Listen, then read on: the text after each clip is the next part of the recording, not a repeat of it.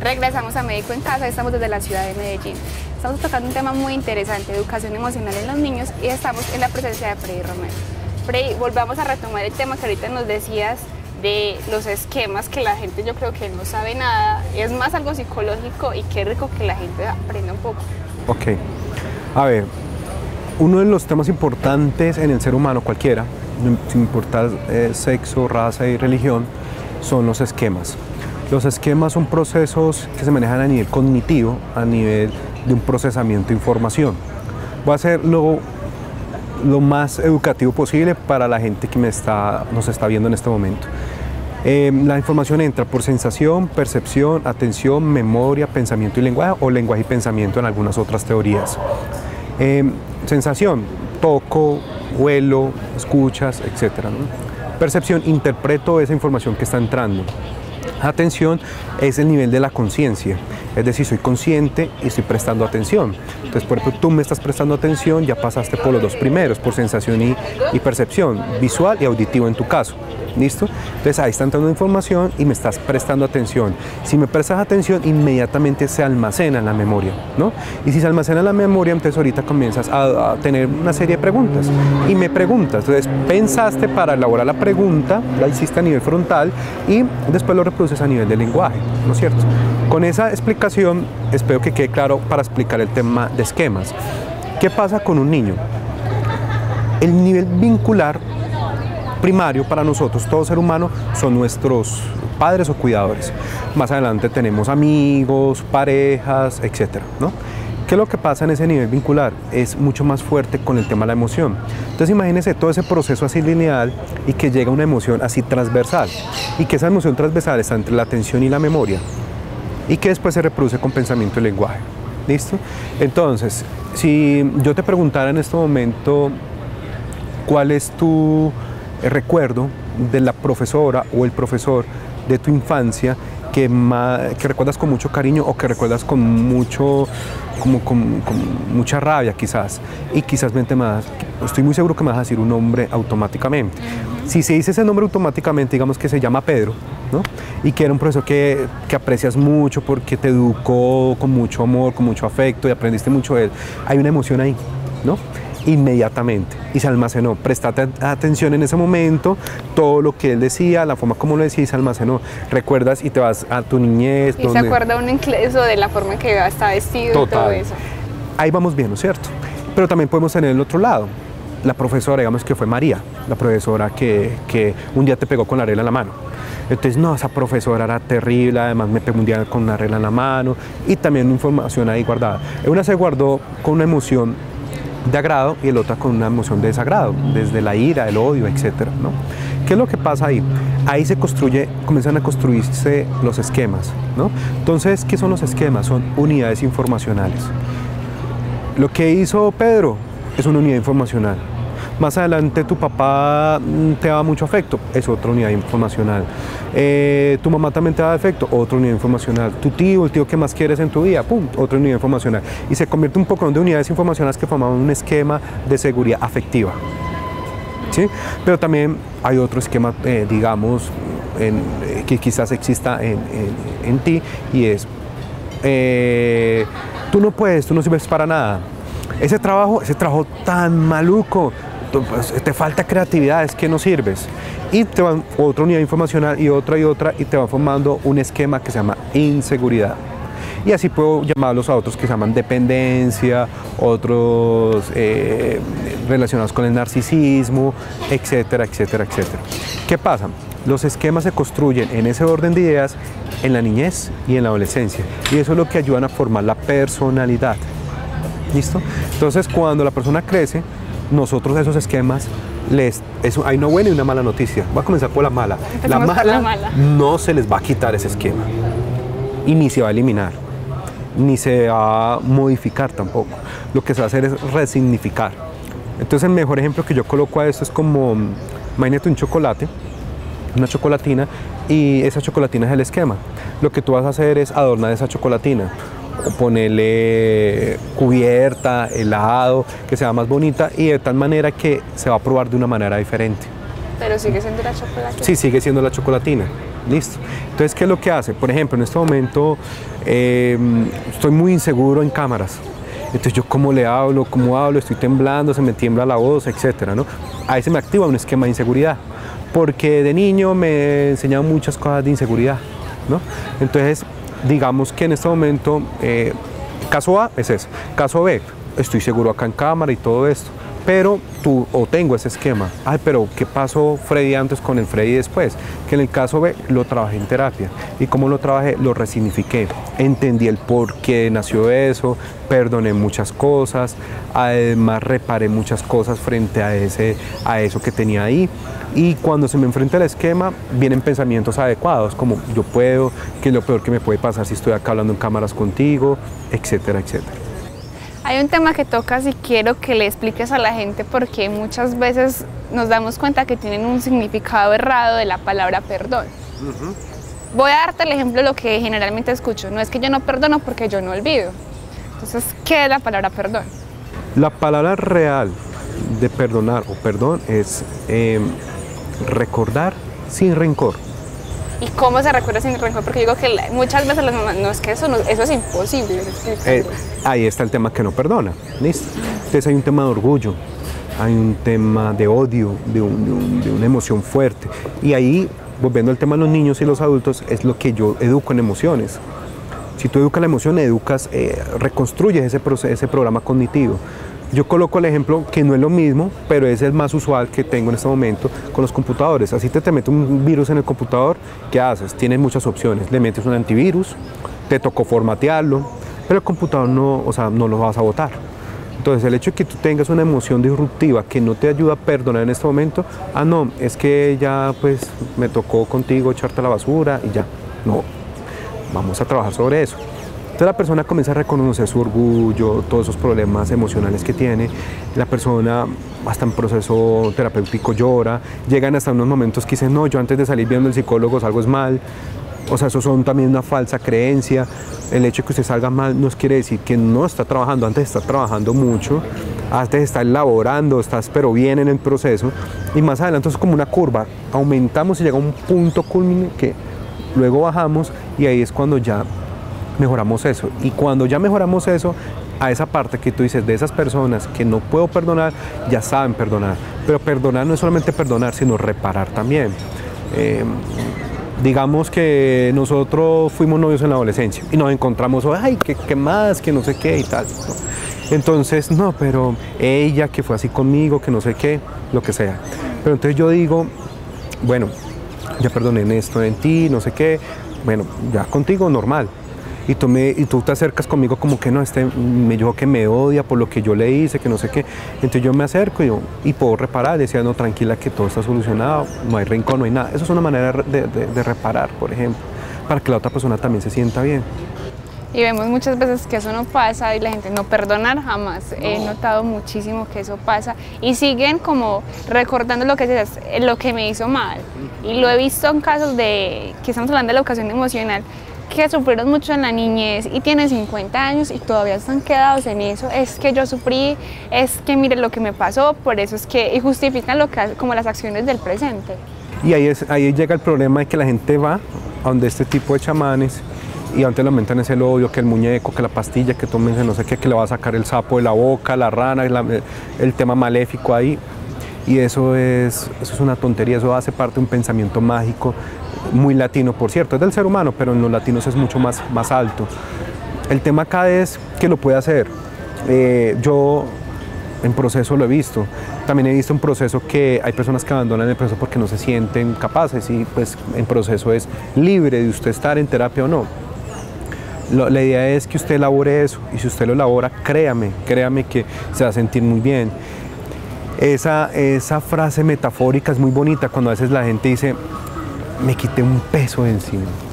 Y es muy bonito cuando yo escucho eso porque en realidad psíquicamente unas personas lo llaman alma, otras personas lo llaman espíritu, como lo queramos llamar, cualquiera de las dos es válida o cualquier nombre que le pongamos es válido, pero psíquicamente en realidad sí se está quitando usted un peso de encima. Eso es algo que te pone en toda la psique y se manifiesta con el cuerpo. Entonces el cuerpo habla. ¿El cuerpo cómo habla? Con una presión en el pecho, con taquicardia, con sudoración, etc. Hasta a veces con una enfermedad.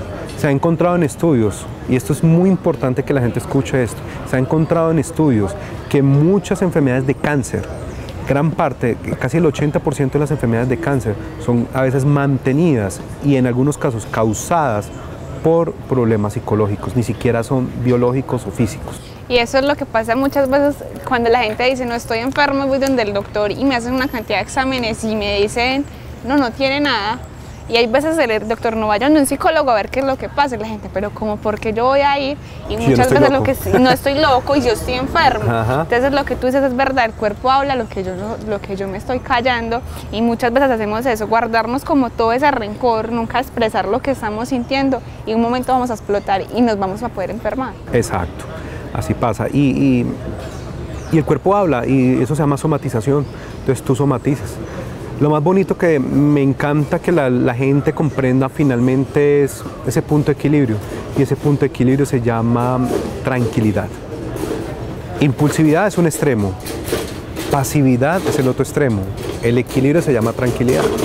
¿Y tranquilidad es qué? Es, por ejemplo, no es decirle no a todo, sí a todo, es saber decir las cosas, es a veces hasta guardar silencio, es saber callar cuando se tiene que callar, pero también hay que saber decir y decir las cosas cuando se tengan que decir y hasta evitar cosas que te amarran a la vida y te lleven hasta la misma dependencia, que es otro esquema, por ejemplo. Okay. Eso te lo voy a preguntar, pero antes quiero preguntarte del narcisismo porque yo veo que muchas veces los papás alimentan mucho, es que tú eres el mejor, como tú no hay nadie. Creamos como en ese niño, en los niños es como lo que llaman ay tan creídos y no sé qué, y ese egocentrismo como lo dice la gente. ¿Qué recomendaciones le pasan a los papás para que no sea tan excesivo ese amor propio que le enseñan a los hijos? No hay un niño ideal y el mensaje es que no existen niños ideales, ¿no? Existen niños y niñas, seres humanos. Esos duendes que amamos mucho, sobrinos, ahijados, hijos, etc. Lo que hay que enseñarles a ellos es, lo más importante, es que sean felices. A mí lo que más me preocupa, y me conecto a tu pregunta con lo siguiente, muchos padres precisamente por ese afán de ser el niño ideal, el mejor, son dos cosas. Una, que no son felices y otra, que no saben el término perder. Y los vinculan a colegios donde les sobreexigen, y no quisiera nombrar unos acá para no comprometerme, pero los sobreexigen y esa no es la idea.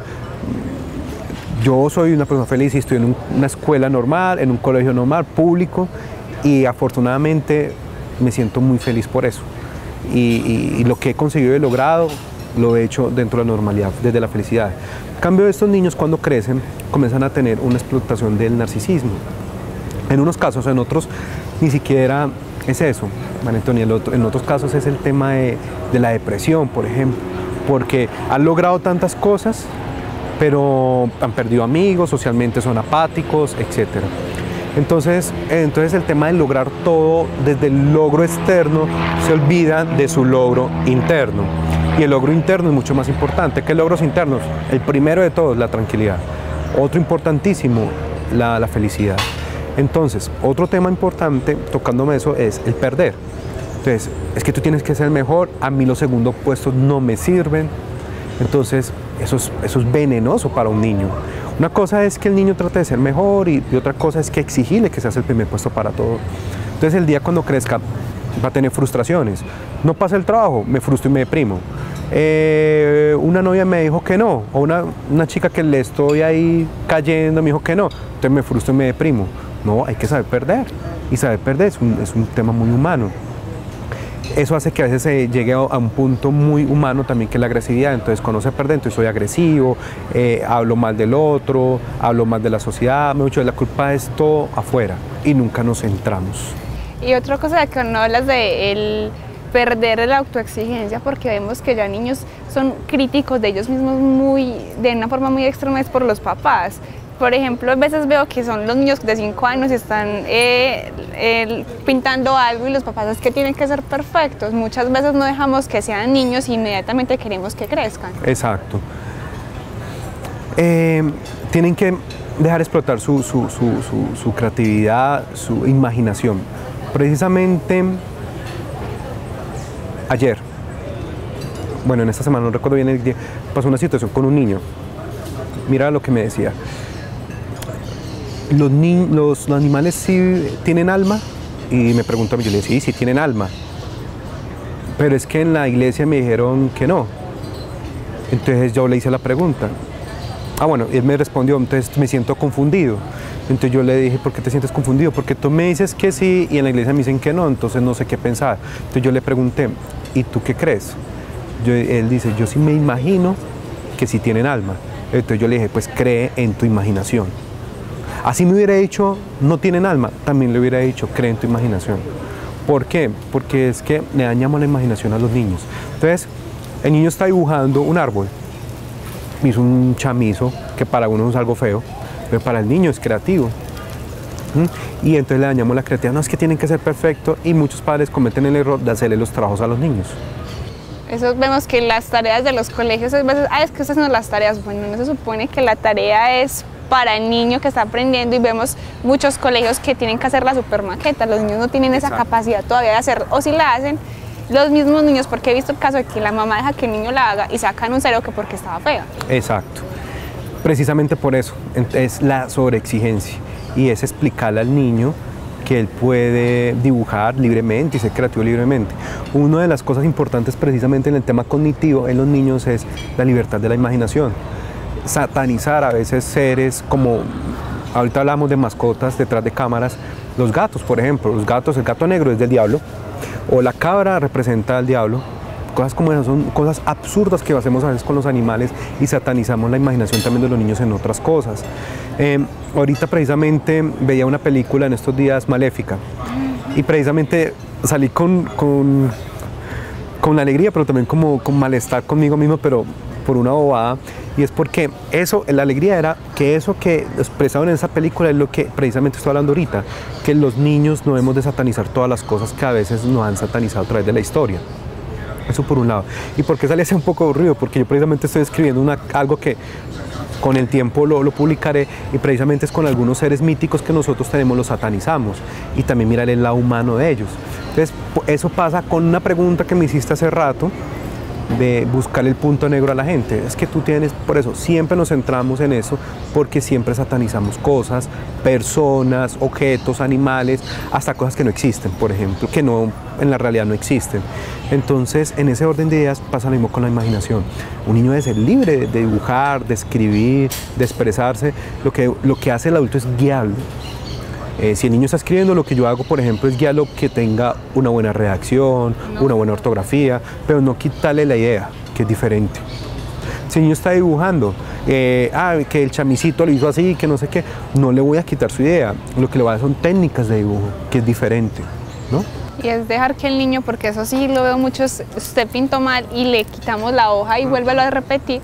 Y una recomendación hablando de eso, por ejemplo, cuando tienen mala ortografía, me ha tocado ver que le hacen repetir al niño la palabra 50 veces. ¿Eso cognitivamente sirve o no sirve?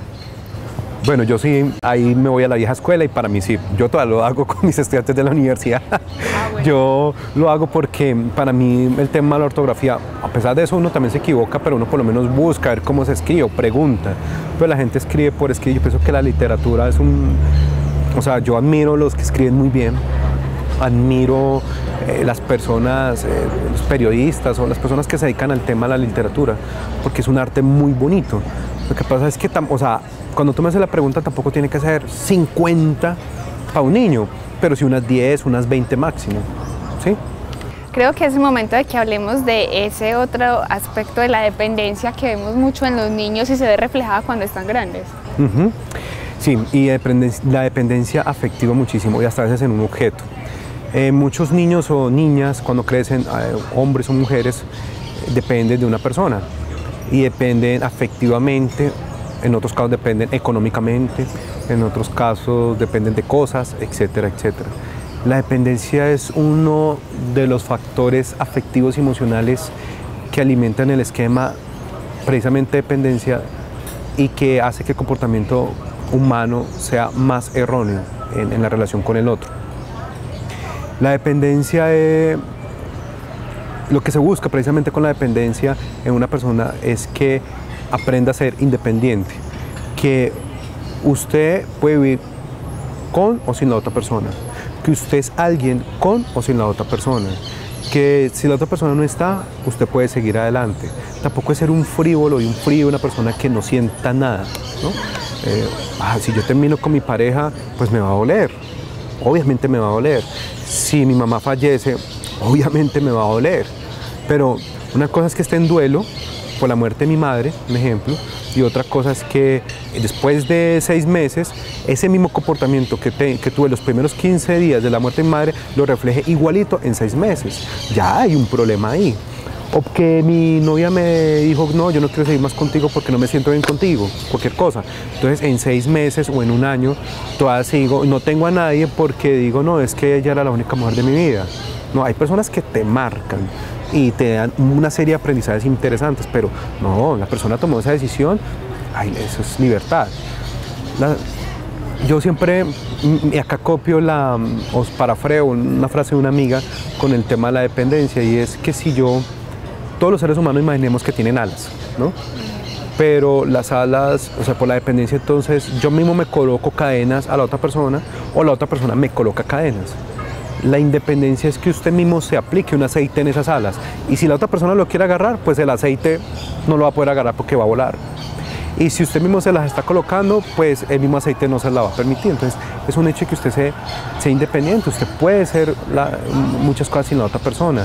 Una cosa es el ser social. Como podemos nosotros estar hablando de estos temas, esto es una interacción social. Es más, hacemos una interacción social no directa, sino indirecta con los televidentes en este momento, etcétera, ¿no? Pero ese ser social es muy diferente a ser dependiente. O sea, que necesite del otro, la necesidad de aprobación del otro. Hay necesidades que son importantes. Ir al baño, tomar agua, comer algo, tener sexo. Esas son necesidades. Pero otra cosa es la necesidad de tener una novia. No, necesidad de casarme. No, eso no son necesidades. Son espacios importantes que yo puedo elegir y donde me puedo sentir feliz y tranquilo. Hay otra cosa con las necesidades de aprobación, y es que no puedo salir a comprar ropa sola porque necesito que alguien me diga se te ve bien, no se te ve bien. Y eso también se ve reflejado en el trabajo, como que no me aprobaron esto y ¡pum! Y me derrumbo porque el otro no me dijo que mi trabajo estaba bien hecho. A ver, quiero aclarar lo que es aprobación y necesidad de aprobación. Si te pueden decir, felicitaciones por el programa, felicitaciones por tu trabajo. Eso es una aprobación que es chévere recibir. Otra cosa es que yo busque y tenga la necesidad, necesito que tú me apruebes. Entonces tú me buscas cada rato y me dices, ay Freddy, ¿te pareció bueno el programa? Ay, ¿cómo te pareció como presentadora? ¿Será que yo soy la mejor? Eso es una necesidad de aprobación. Entonces buscar esa necesidad de aprobación es un problema de autoestima, ¿no? Y que hace que la otra persona no se sienta capaz de. Una cosa es que pida la retroalimentación una vez y otra cosa es que sea reiterativa en eso. Y ese reiterativo en eso a nivel laboral, a nivel de pareja también, eso hace, si a la otra persona le gusta, entonces ya hay un problema, entre comillas lo coloco porque a veces es o no es patológico en algunos casos, una relación patológica o no, en otros casos, donde encontró a la persona que también es feliz aprobándola, ¿no? Pero también en otras personas que son muy maduras emocionalmente y afectivamente, eso los aburre. Para ir finalizando, quiero que le cuentes a nuestros televidentes qué estudios has realizado. Ahorita nos mencionaste un poquito sobre el Colegio Colombiano, ¿cuál es su papel ahí? Bueno, al hablar de estudios, yo soy psicólogo, egresado de la Universidad de Ibagué. Tengo una especialidad en psicología clínica de la Universidad Católica de Bogotá, una maestría en psicología en la Universidad del Norte en Barranquilla. Tengo certificación internacional de la TREC, Terapia Racional Emotivo Conductual en Buenos Aires, certificada la Albert Ellis de New York, Albert Ellis Institute de New York. Y actualmente estoy realizando estudios de doctorado en la Universidad del Norte en Psicología y me dedico a la docencia universitaria en la Universidad de Envigado. Yo quiero que si de pronto alguno de nuestros televidentes se quiere contactar contigo, pedirte una consulta, ¿a qué teléfono se pueden comunicar? Bueno, ahorita van a aparecer en pantalla el número telefónico, 2 números telefónicos y un correo electrónico. El celular al 300-608-4143. Si no contesto, me dejan mensaje porque estoy en clase, en consulta o algo. Y el del consultorio ahorita aparece en pantalla y el correo electrónico P de papá, S de Sandra, Freddy con una D y con Y, Romero @yahoo.com. ¿Y cuál es su papel en el Colegio Colombiano? Bueno, en el Colegio Colombiano en este momento hago parte de la junta directiva del capítulo de Antioquia, soy vocal. Precisamente ayer entregamos el informe de gestión. Soy el representante regional por Antioquia de psicología, del campo de psicología clínica, y cada región en Colombia tiene un representante de psicología clínica, así como existe una organización a nivel educativa. Y a nivel nacional me eligieron los otros compañeros como el subdirector nacional del campo de psicología clínica.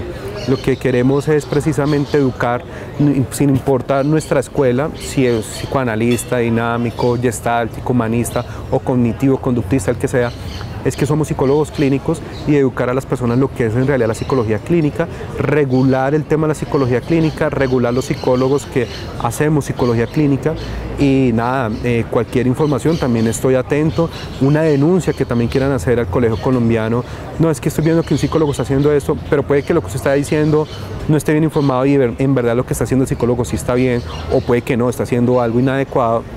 Nosotros con mucho gusto le podemos informar. Nos pueden ubicar muy fácil, pueden buscar por Google Colegio Colombiano de Psicólogos Seccional Antioquia y con mucho gusto los atendemos. Ahí están los teléfonos, el correo y lo que necesiten con mucho gusto. No solamente para los psicólogos, sino también para las personas del común.